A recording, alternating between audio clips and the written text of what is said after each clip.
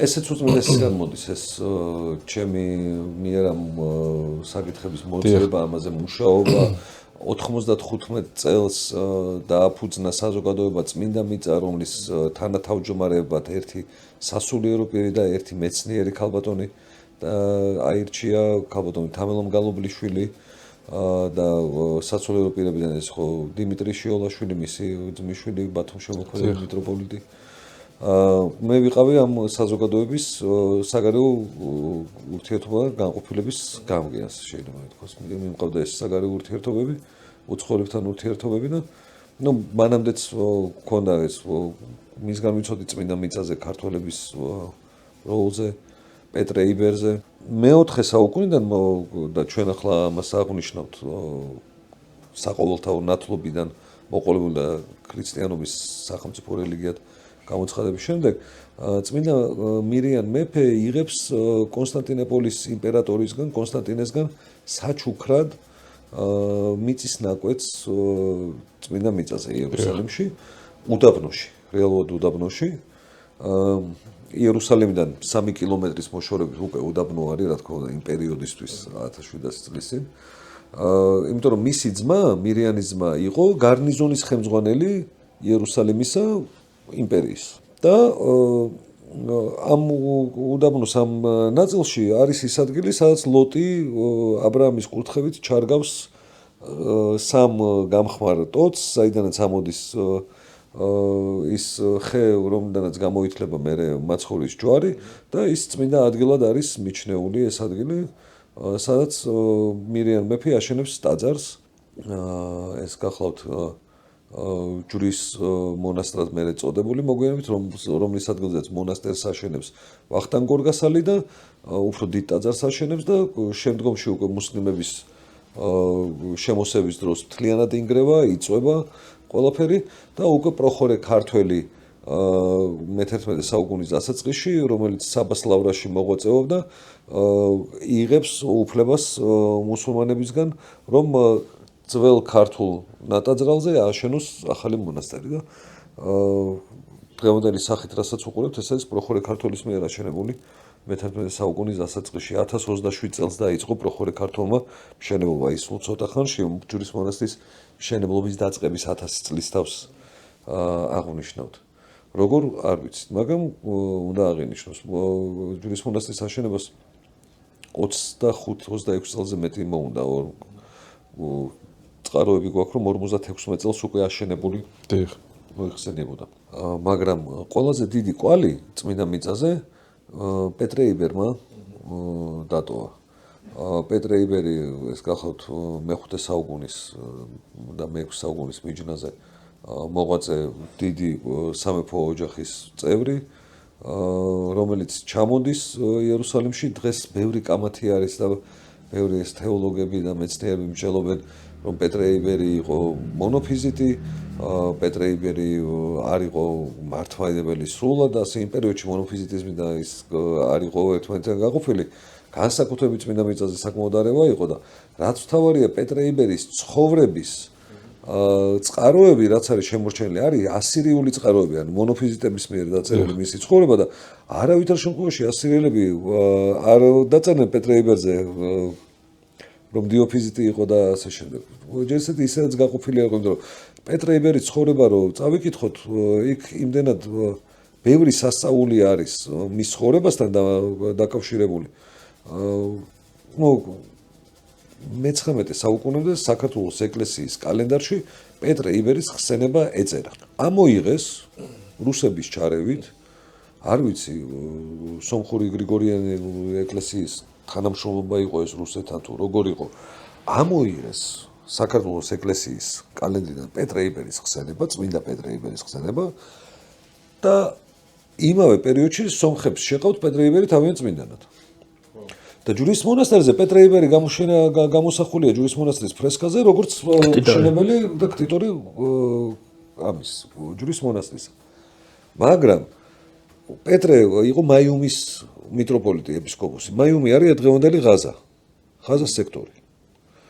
იქ ისტორიული მაიუმი ღაზასთან, ქალაქ ღაზასთან ახლოს არის. დღეს უკვე ღაზას შემადგენლობაში არის და მთელ ხმელთაშუა ზღვის სანაპიროზე, რომელიც არის მაიუმი, ასკალონი, რომელიც აშკელონი არის დღეს, ასდოთი, რომელიც აჟდოთი არის დღეს ებრაულად.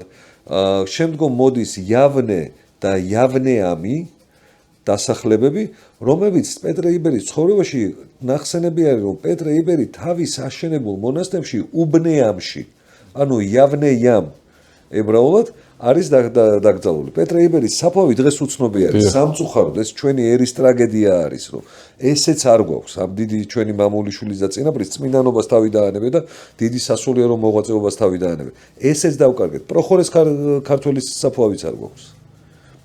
ვიცით რომ დაახლოებით არნონის უდაბნოში არნევონის არნევო არის ნებოს მთის უდაბნო. ძალიან ბევრი მე ქართულში დამახინჯებულად არის გადმოტანილი რომ მის ცხოვრებაში წერია რომ არნევონის უდაბნოში არის და არნევონი არავინ არ ვიცი სად არის მაგრამ თუ ამ ეტიმოლოგიას მიყვებენ იქ აღმოაჩენ რომ არის იორდანიის მხარეს დაკრძალული ქართულ მონასტერში დაიკრძალა მე ანუ იორდანიის სახელმწიფოს ტერიტორიაზე არსებულ მონასტერში დღეს ტერიტორიაზე არსებულ მონასტერში გათხრები მიდის რაღაც რამდენიმე ადგილზე თუ აღმოჩნდება ხო დიდი წყალობა იქნება ჩვენთვის რომ პროხორე ქართველის ამ დიდი ჩვენი წინაპრის საფლავი აღმოჩნდება 1917 წელს ერთ-ერთი მოზაიკა რომელიც აღმოჩნდა რომელზეც თქვენ ბრძანებთ აჟდოთში ეს არის საერთო პარკში იქ წარწერა ბერძნულ ენაზე არის გაკეთებული მაგრამ ნახეთ რა შესაძლოა როგორც აშკელონში, ისე აჟდოთში, ისე ღაზას სექტორში, ისე იავნეში და უბნეამში, ანუ იავნეამში აღმოჩენილი წარწერები ისევე როგორც მკვდარი ზღვის მიდამოებში, მდინარე იორდანის, იერუსალიმში აღმოჩენილი წარწერა, უამრავი წარწერა დათარიღებულები არის რაღაც თარიღებით რომლებიც მეცნიერებმა ვერ მიუსადაგეს, იმიტომ რომ აშკარა არის წერია დაახლოებით ისეთი მინაწერები რომ მე-7 საუკუნეში აშენებული მე-7 საუკუნიდან მე-8 საუკუნის პერიოდში ყველაფერი ინგრეოდა, არაფერი შენდებოდა. მე-9 საუკუნეშიც არაფერი შენდებოდა, მაგრამ იქ მინაწერია რომ ამ პერიოდში არის აშენებული. რა შეასაქმე? ქართველები ქართული თემი იმდენად ძლიერი იყო წმინდა მიწაზე, რომ ისინი ქართული ქრონიკონით ეგ მინდოდა რა გითხრა. ქართული ქრონიკონით აღნიშნავდნენ დაწერეს ანუ ქართული წელთაღრიცხვით, რომელიც არის მიბმული მირიანის მიერ ქრისტიანობის გამოცხადებასთან. გასაგებია. და დასახელება და ლია დისეგნი გახლავთ ასეთი ხელოვნებად ვწოდნე პროფესორი იერუსალიმის უნივერსიტეტის, რომელიც ახლა სრულად დაბრმავდა ეს ქალბატონი, მაგრამ ეს მეხსიერება აქვს და ბევრი სტატია აქვს გამოცემული, გამოქვეყნებული იტალიურ, ებრაულ, ინგლისურ ენებზე, ის ყავდა აქაც ჩამოყვანილი რამდენჯერმე საქართველოში ასეთ სამეცნიერო კონფერენციებზე. ლია დისეგნი მიუსადაგა ქართულ ქრონიკონს და ყველა წარწერა დაალაგდა წმინდა მიწაზე. ყველა თარიღი, აშენების, ყველაფერი ერთმანეთში ჩაჯდა. ეს იყო პეტრე იბერის დროს დაწყებული და იგივე აჟდოთში ეს 2017 წელს აღმოჩენილი ეს წარწერაც არის ანალოგიური. პეტრე იბერთან დაკავშირებული. პეტრე იბერთან დაკავშირებული არის ბირელკათის სამი წარწერა, რომელიც იერუსალიმთან ახლოს არის აღმოჩენილი. ეს 1952 წელს მოხდა მისი აღმოჩენა პეტრე იბერის აშენებული მონასტერია მისი პერიოდის. ასევე არის უმლეისონში ნაპოვნი მოზაიკა და ქართულენოვანი წარწერა. ყველაზე ძველი ქართულენოვანი წარწერა იერუსალიმში არის მე-5 საუკუნის წარწერა, რომელიც რა თქმა უნდა პეტრე იბერის აღშენებლობასთან და განვითარებასთან არის დაკავშირებული. მას შემდეგ ქართველები უხვად მოღვაწეობდნენ წმინდა მიწაზე, ქართველი მეფეები და დედოფლები სწირავდნენ წმინდა მიწას. უამრავ სარჩოს თამართან დაკავშირებით ცნობილია, რომ ოქროს და ვერცხლის გარდა მან ყველას ქრისტიანს ყველას, არა მარტო მართლმადიდებლებს, შეუკარა შესამოსელი და საეკლესიო ინვენტარი და გადასცემდა, რომ მონასტრებს ინვენტარიც კი უჭირდა იმის, რომ წირვა-ლოცვა ჩაეტარებინათ. ის რომ საბასლავრაში მოღვაწეობდნენ, ის რომ სხვადასხვა ეკლესია მონასტრებში ქართველები მოღვაწეობდნენ და ასევე ჰქონდათ ასევე ცნობილია პეტრე იბერის განსაკუთრებული ურთიერთობა დედოფალ ევდოკიასთან, წმინდა ევდოკიასთან, რომელიც ელენე დედოფლის შემდეგი დედოფალი გახდა და არანაკლებივ ელენე დედოფალზე. იმ მხრივ რომ მას დიდი წვლილი მიუძღოდა წმინდა მიწაზე ეკლესია მონასტრების მშენებლობაში, ევდოკია ჩადის წმინდა მიწაზე, პეტრე იბერის ნახვა უნდა და პეტრე იბერი უკვე ბერად არის აღკვეცილი წმინდა მიწაზე, ისე რომ ევდოკია მარიცოდა და 3 დღე და ღამე ელოდება ევდოკია, იმდენად უყვარდა პეტრე იბერი და დედოფალი ევდოკია ელოდება პეტრე იბერს და პეტრე იბერი კელიდან არ გამოდის.